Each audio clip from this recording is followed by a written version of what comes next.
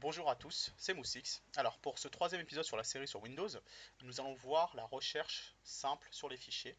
Alors cette recherche, on va pas la faire sur la petite barre ici qu'on a vue dans le précédent épisode, mais on va plutôt la faire dans la barre ici, recherche, qu'on a dès qu'on ouvre un dossier, un répertoire, n'importe lequel, on a le menu qui apparaît ici et on a la petite barre recherche qui est ici sur la droite. Il faut savoir qu'elle permet de chercher assez précisément des fichiers par mots-clés ou autres.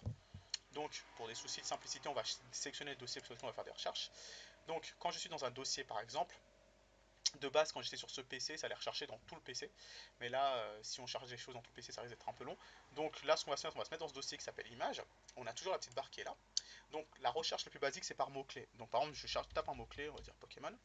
Je me retrouve avec tous les fichiers où le mot Pokémon apparaît dedans.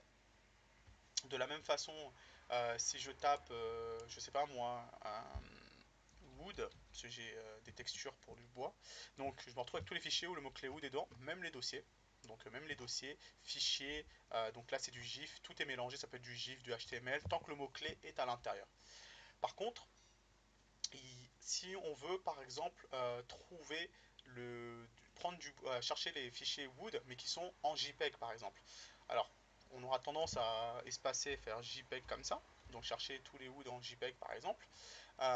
Donc on fait comme ça, on se voit que ça marche plutôt bien, donc on se retrouve avec Wood et JPG, donc on a les deux qui sont sélectionnés. Donc on fait Wood et on retrouve toutes les extensions. Mais alors, ça pose un petit problème. Donc sur ce cas ici, ça fonctionne. C'est un cas, bon là c'est un cas où ça fonctionne, parce que tous les fichiers avec Wood JPEG existent. Mais il se peut que j'ai par exemple un fichier vidéo qui aurait eu les deux mots-clés à l'intérieur, mais qui apparaissent par exemple. Si j'aurais fait euh, comme j'ai fait avec là, c'est parce que j'ai tapé JPEG, mais ça aurait été possible si je tape Wood JPG, il me sorte des fichiers vidéo où les deux mots-clés sont dans le nom. Donc c'est pas la recherche la plus efficace quand on cherche en fait un type de fichier en particulier. Donc si on veut chercher un type de fichier particulier, une extension, il faut faire étoile point l'extension, donc là JPEG par exemple, et là je vais voir tous les fichiers en point JPEG. Donc vous voyez bien qu'il n'y a pas le surligné en jaune parce qu'on ne cherche pas avec un mot-clé, mais bien toutes les extensions par type de fichier.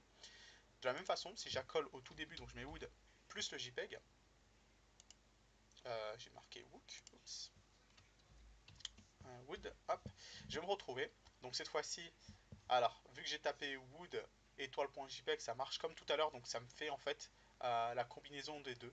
Donc avec l'extension, même quand je sépare comme ça, vaut mieux plutôt vaut mieux espacer comme ça, donc parce que là ils étaient collés, donc ça me cherche tous les fichiers avec un nom, donc avec le mot-clé wood à l'intérieur, plus le fait qu'ils soient des JPEG. Donc ça fait en fait un espèce de combo, donc les fichiers avec le nom, type de nom et les types d'extensions.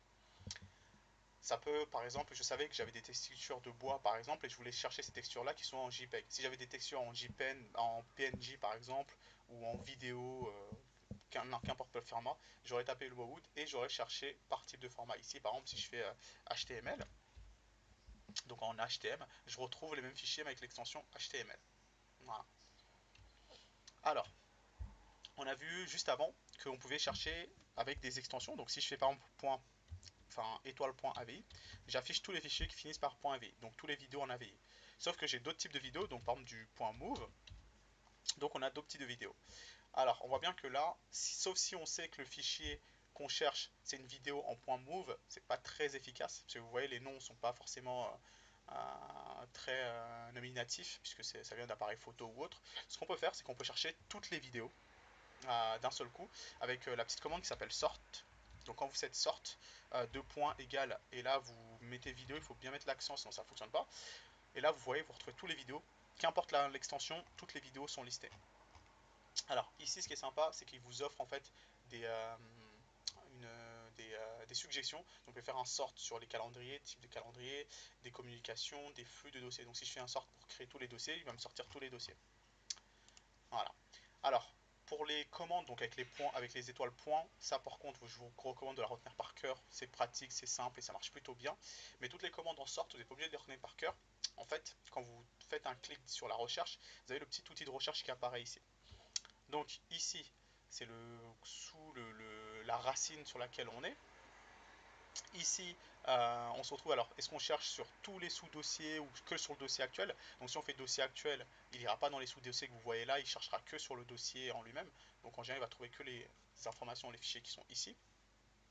On va faire un petit essai par exemple. Si je sélectionne dans ce dossier et je fais ici le type, donc toutes les photos, enfin toutes les vidéos comme tout à l'heure qui sont dans ce dossier, vous voyez, il ne trouve plus rien, parce qu'on a cherché que le dossier. Par contre, si je fais tous les sous-fichiers, là, il fait apparaître les vidéos de tout à l'heure, parce qu'il recherche dans tous les sous-dossiers du dossier dans lequel on est. Voilà, donc on sélectionne en général ici pour chercher partout. On peut faire une recherche par date de modification, par exemple si je cherche une vidéo de l'année dernière, donc je sélectionne l'année dernière. Là, il va m'arrêter, là pour le coup, c'est tous les dossiers de l'année dernière, mais si je sélectionne ici le type vidéo, il va me faire une recherche composée ici dans la barre avec tous les vidéos que j'ai faites l'année dernière ou qui ont été modifiées l'année dernière. Ça, c'est quand vous savez que c'est une vidéo qui date de l'année dernière, par exemple. Ça permet en fait de réduire le champ de recherche. Alors, de la même façon, on peut comment faire? Alors ici, on peut donc chercher par type, je vous ai montré tout à l'heure. Donc l'année dernière, on peut aussi chercher la musique de l'année dernière, les images, toutes les images qui ont été faites l'année dernière. On peut vérifier ici par les dates, hein. On peut faire une modification. Donc cette semaine, par exemple, tout ce qui a été fait cette semaine, j'ai pas touché au dossier cette semaine. Donc on reste par exemple sur cette année. Donc il y a peut-être des modifications cette année. Et la même chose, je peux chercher par taille. Donc je peux chercher les très grandes, parce que quand je sais que c'est une image de très grande taille, par exemple, en général, les bruts sont entre, allez, entre 1 et 16. Donc si je fais ça, par exemple, les grandes images, je peux me retrouver avec certains fichiers. Donc là, par exemple, on a du brut qui est là. Qui peuvent, par exemple, si on veut chercher, on sait qu'on cherche du brut ou autre, si on connaît à peu près la taille des fichiers. Bon, c'est pas tellement le cas. En général, on ne sait pas trop ce qu'on cherche comme petit fichier. Mais ce qui peut être pratique ici, c'est vraiment les types. Donc les films, les vidéos, les historiques, quand on cherche des historiques, et les dossiers, même si on cherche un dossier en particulier, par taille. Et on a d'autres propriétés, donc le type, le nom. Bon, le nom, vous connaissez déjà, c'est un peu la recherche basique qui est là, qu'on a fait au tout début. Alors, ici, on a l'historique de toutes les recherches qui ont été faites récemment, si jamais vous avez une recherche que vous voulez refaire. Les options avancées, alors ça, on va pas le voir ça pour l'instant, mais ce sera après pour modifier par exemple les indexations dans les fichiers ou pas, ce sera dans un autre épisode. Et on peut, alors, ici, quand vous avez fait une recherche, vous pouvez l'enregistrer pour la réutiliser. Par exemple, vous voulez retrouver les textures que j'avais vues tout à l'heure ou des autres, vous pouvez l'enregistrer pour la retrouver à chaque fois dans les recherches. Donc on va faire un exemple, par exemple, je vais rechercher ici, je vais taper la recherche, je vais chercher toutes les textures que je voulais tout à l'heure qui est en wood, hop, qui finissent en .jpeg. Voilà. Si j'enregistre la recherche ici, je peux aller l'enregistrer. Alors ici, donc c'est la recherche, donc c'est l'extension .hrms, ce qui fait que quand on la retape, on la retrouve. Et vous choisissez de là où vous voulez l'enregistrer, ici, comme d'habitude. Voilà.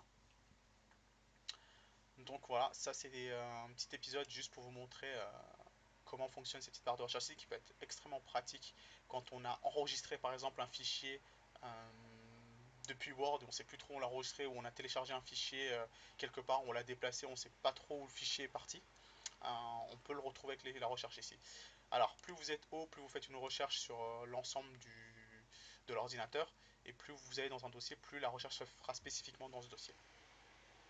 Alors, merci d'avoir regardé cet épisode et on se retrouve bientôt pour un prochain épisode. Le prochain sera sans doute, ce sera sur comment faire des screenshots. Voilà. Au revoir et à bientôt.